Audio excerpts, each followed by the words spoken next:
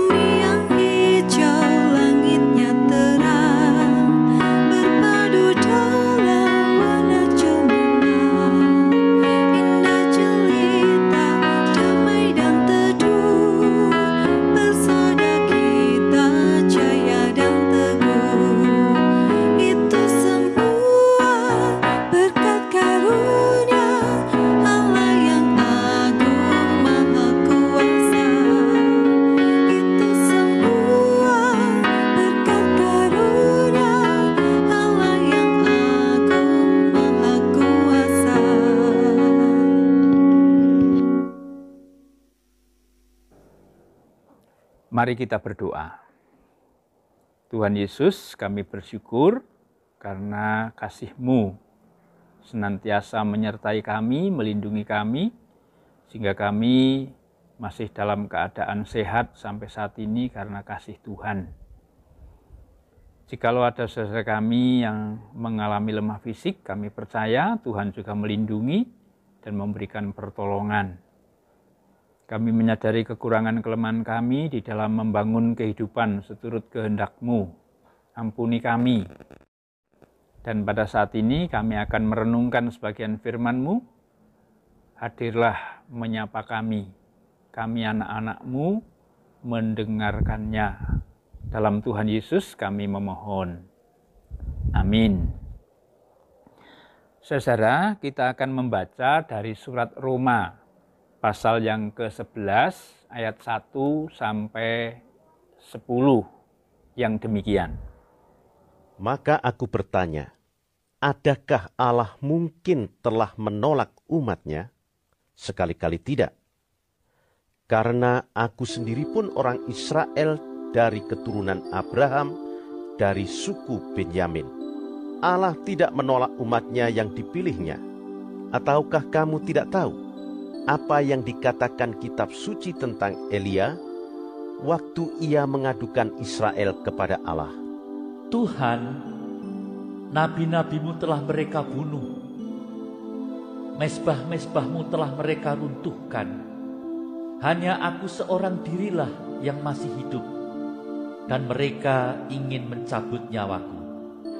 Tetapi bagaimanakah firman Allah kepadanya?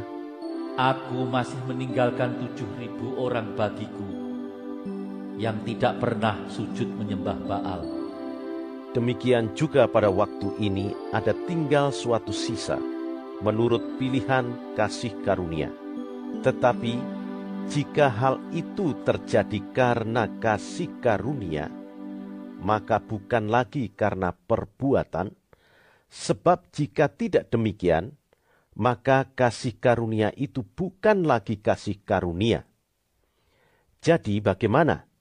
Israel tidak memperoleh apa yang dikejarnya, tetapi orang-orang yang terpilih telah memperolehnya, dan orang-orang yang lain telah tegar hatinya, seperti ada tertulis, Allah membuat mereka tidur nyenyak, memberikan mata untuk tidak melihat, dan telinga untuk tidak mendengar, sampai kepada hari sekarang ini. dan Daud berkata, Biarlah jamuan mereka menjadi jerat dan perangkap, penyesatan dan pembalasan bagi mereka. Dan biarlah mata mereka menjadi gelap, sehingga mereka tidak melihat, dan buatlah punggung mereka terus-menerus membungkuk. Saudara-saudara, renungan pada saat ini diberi judul Gagal menanggapi campur tangan Allah.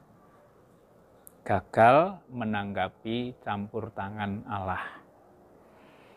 Pada pekan yang lalu kita sudah mempelajari jawaban Rasul Paulus bahwa Tuhan Yesus adalah kegenapan hukum Taurat.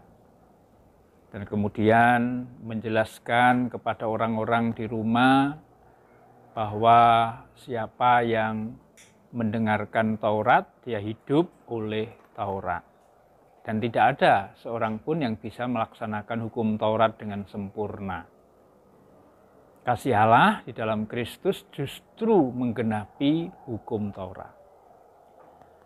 Kemudian di akhir bacaan, Rasul Paulus mengatakan, mengutip dari Perjanjian Lama, tetapi tentang Israel, ia berkata, sepanjang hari aku telah mengulurkan tanganku kepada bangsa yang tidak taat dan yang membantah. Dengan ungkapan ini, orang-orang lalu bertanya, kalau begitu Israel sebagai bangsa pilihan Allah ditolak. Nah, pada bagian yang kita baca hari ini, Rasul Paulus menjelaskan, tidak. Umat pilihan Allah sejak awal sampai saat ini tetap menjadi umat pilihan Allah. Tidak ditolak. Oleh karena itu,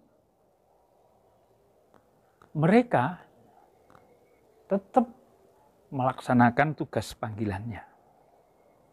Tetapi kemudian Paulus menjelaskan bahwa yang tidak ditolak atau yang tidak dibatalkan oleh janji Allah ini adalah orang yang tetap setia mendengarkan sabda Tuhan, dan itu disebut dengan sisa Israel.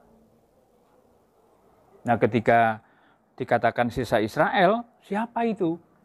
Sisa Israel adalah orang-orang yang menanggapi campur tangan Allah dalam hidupnya.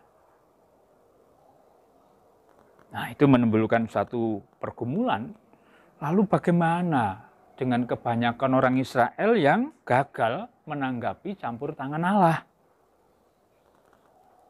Disitulah Rasul Paulus kemudian menjelaskan ketidaksetiaan atau ketidakmampuan kebanyakan bangsa Israel di dalam menanggapi campur tangan Allah itu menjadikan mereka seperti orang yang tertidur. Loh, kok tertidur? Iya. saya kan umat pilihan, saya kan sudah dapat janji, saya kan akan diselamatkan. Lalu dia tertidur, tidak tanggap akan campur tangan Allah dalam hidupnya. Oleh karena itu mereka kemudian gagal memahami rencana Allah, campur tangan Allah dalam hidupnya.